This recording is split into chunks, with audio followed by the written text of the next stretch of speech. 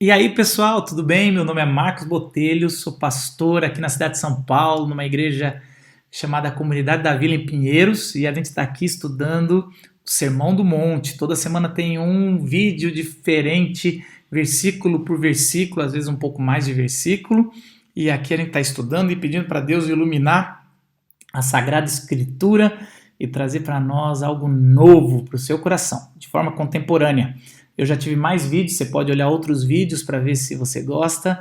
Não deixa de comentar aqui, não precisa ter curtida, assinar canal, mas eu preciso e gosto do seu comentário, recarrega minhas baterias, todo dia tem um comentário novo que chega dos outros, eu já fiz de Atos, já fiz de Marcos, e chega coisa nova, e às vezes eu faço print, posto nos stories, e é muito legal isso.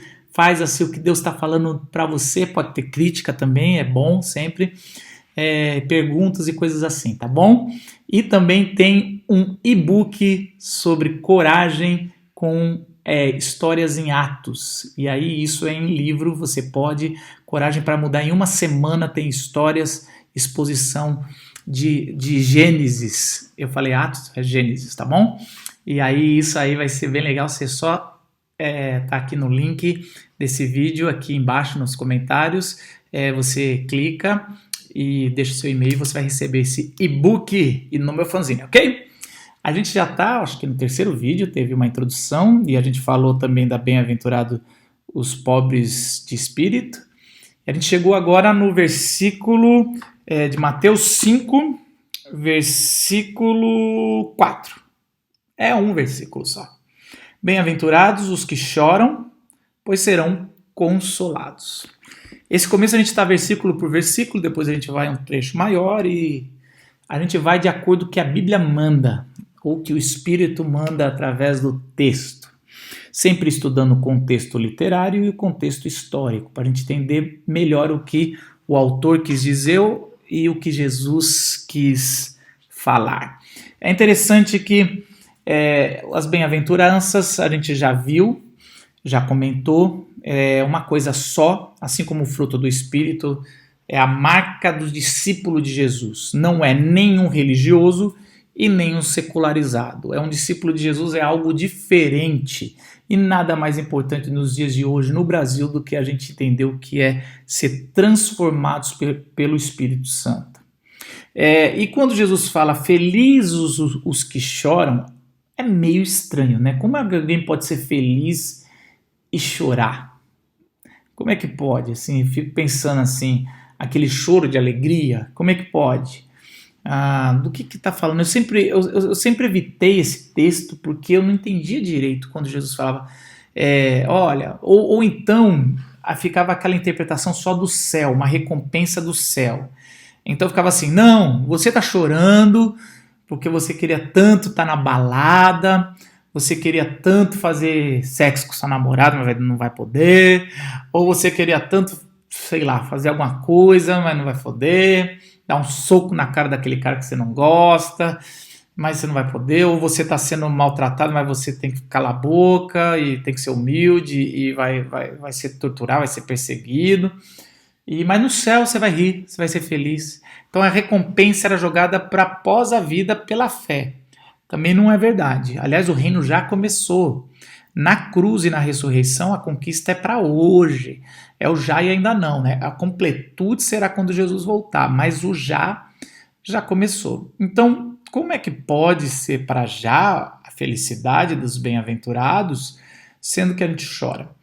Mas a gente vai começando a entender, quando a gente começa a ler e entender de forma mais profunda, que esse choro não é um choro de tristeza, de luto, né? É uma tristeza mas sim uma tristeza de arrependimento. Bom, se você viu o vídeo anterior, e principalmente se você leu os Bem-aventuranças antes, você é uma consequência da primeira bem-aventurança. Quando você descobre que você é um pobre de espírito, que você é alguém que não tem nada de bom para oferecer, você vai entender que você chora pela condição humana que você tem. Você chora por quem você é. Você chora por quem você se tornou ao longo da sua vida ou por quem você nasceu sendo. Então você chora porque é igual Paulo quando ele esmurra o próprio corpo e fala: o mal que eu não quero, esse eu faço, e o bem que eu tanto busco, esse eu não faço. Então Paulo, sendo um dos homens mais homens de Deus, né, um ser humano tão maravilhoso, ele não fazia o que ele queria, imagine a gente, né? Então assim, se ele esmurrava o próprio corpo, imagine a gente, cara. O cara que às vezes era chicoteado, naufrágio e tudo, ele não fazia o que ele achava que era certo. Então eu fico pensando, caramba. E é isso, e assim, esse poder de chorar pelo pecado, não só nosso, mas da humanidade, dos outros. Você chorar pelo a gente está anestesiado, né? A mídia o tempo todo dá desgraça, a gente não chora mais pelo que se tornou o Brasil. O Brasil se tornou os assassinatos.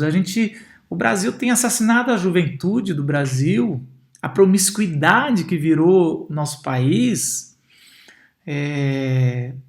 Tantas coisas assim, não só os abortos que estão sendo feitos no nosso país, mas os pais que abortaram, né? Isso é uma coisa que eu estava conversando com meus amigos. É os pais, os homens que transam e depois falam: não tem mais nada a ver com isso. E deixam as mulheres. A mulher que não aborta tem um pai, uma mulher solteira, né? Que é mãe solteira, teve um pai que abortou, né? Que não quis assumir. Então, assim, não faz a gente chorar pelo pecado. Jesus, uma vez, quando ele chega, vê Jerusalém, ou vê a cidade santa, ele chora. Jesus, quando chega com as irmãs, Marta e Maria, e vê o seu amigo Lázaro morto, e toda a incredulidade das pessoas chorando, ele chora. Ele chora pelos outros, ele chora pela incredulidade, ele chora pela falta de fé, ele chora pelo pecado. Esdras, quando ele está diante do templo destruído e ele vê o que o povo se tornou, ele chora. Então existe o choro por quem a condição humana se tornou, o choro por quem a nação se tornou e o choro por quem a gente se tornou. Por isso que quando as pessoas às vezes têm uma experiência com Deus de conversão, é uma mistura de alegria, deveria ficar alegre, e é uma mistura de choro. A gente não sabe direito. É realmente confuso. A ceia, a gente fala celebração da ceia, mas a gente nunca sabe se a gente sorri na ceia ou se a gente fica sério, triste na ceia, porque é o quê? É o sangue, é o corpo, mas foi dividido. Eu sempre falo assim, cara, é um momento muito feliz quando você conhece o Evangelho, porque você é tão valoroso que alguém morreu por você. Olha, alguém te dá tanto valor que alguém morreu por você. Mas você é tão vagabundo, asqueroso, que alguém teve que morrer por você. Você fez alguém ter que morrer. Então, é uma mistura de sentimentos. É um choro doído. Um choro de consciência. Então, de novo, quando você é batizado pelo Espírito Santo salvificamente, as suas emoções, ela vira de cabeça para baixo e você cai em si cai a ficha da existência do reino e o quão longe você estava a vida toda. É quase como Paulo, entendendo que ele perseguiu. Eu gosto de um filme, esse último filme de Paulo, né, o Apóstolo, e eles colocam assim, todo mundo coloca o espinho de Paulo, uns negócios estranhos assim, né? E esse último filme que fizeram Paulo Apóstolo, eles colocaram o espinho que era a perseguição que ele fez, o sangue que ele derramou dos justos, né? Dos santos do Senhor. Eu achei tão interessante, né, cara, que pode ter sido mesmo. Ele não conseguiu esquecer o tanto de gente que ele matou. E é quase isso mesmo, assim, eu gostei. É só uma teoria, mas pode ter sido um espinho do caramba, de todo o pecado que ele fez como perseguidor, e aquilo nunca ele se perdoou. Mesmo Jesus o perdoando.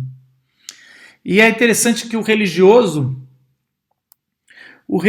ele tem orgulho de ser santo, né? Ele não chora por ser santo.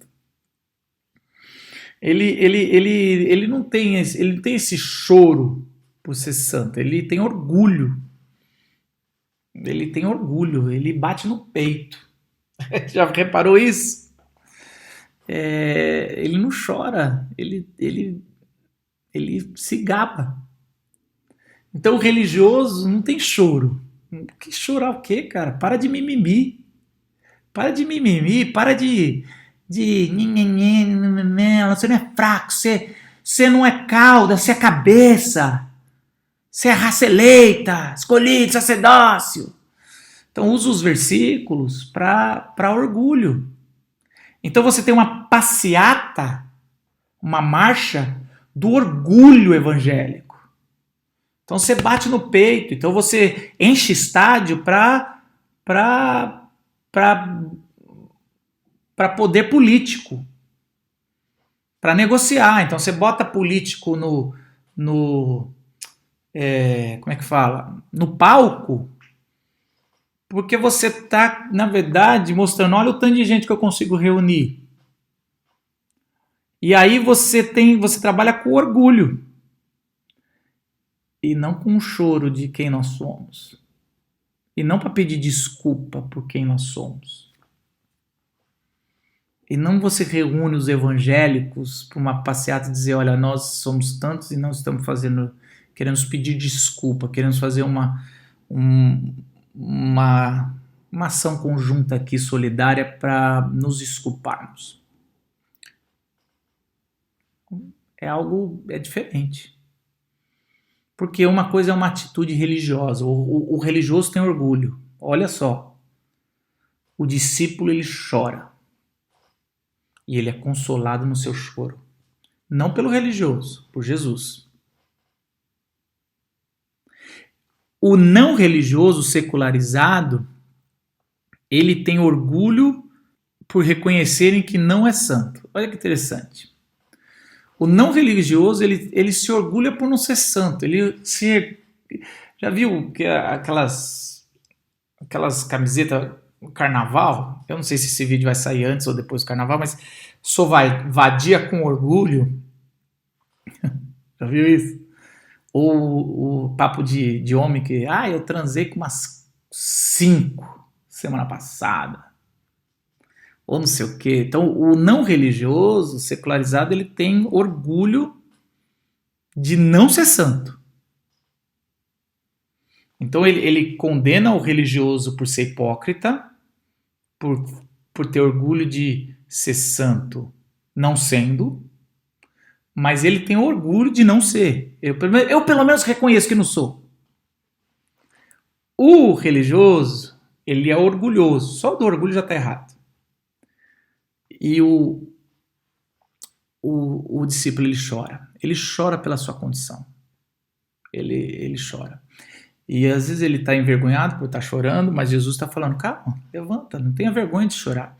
Então se você tem chorado por quem você é, por quem o Brasil se tornou, se você tem se envergonhado e chorado por quem a igreja institucional, não a igreja de Jesus, mas a igreja institucional que você costumou frequentar desde criança, se tornou, Jesus está dizendo para você, não se vergonhe, chore comigo. Jesus chorou pela sua igreja, Jesus está chorando pela igreja. Jesus chora pela igreja perseguida, a igreja perseguida sempre chorou. Você acha que Jesus se alegra? A igreja verdadeira sempre foi perseguida. Se ela não é perseguida, ela não é verdadeira. É muito claro isso. Mais pra frente a gente vai ver sobre o sal que não salga. Mas assim, essa é a realidade.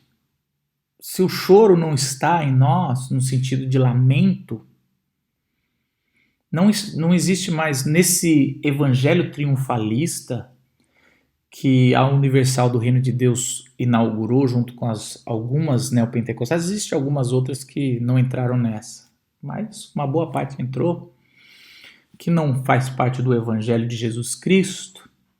Estou falando da liderança, não necessariamente todo o povo tá.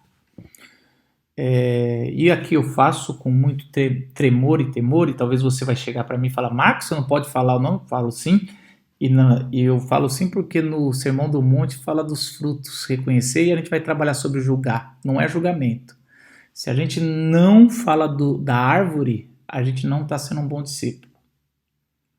Se a gente não tem clareza. Se a gente não chora pelo que a igreja se tornou. Temos que ter clareza. Chorar pela que a igreja se tornou. A política pode ser de esquerda ou de direita. Legalista, religiosa, acomodada, por quem a gente é religioso, acomodado, legalista, é um choro. Então essa semana eu convido você a chorar e a se lamentar. Talvez ler Jeremias.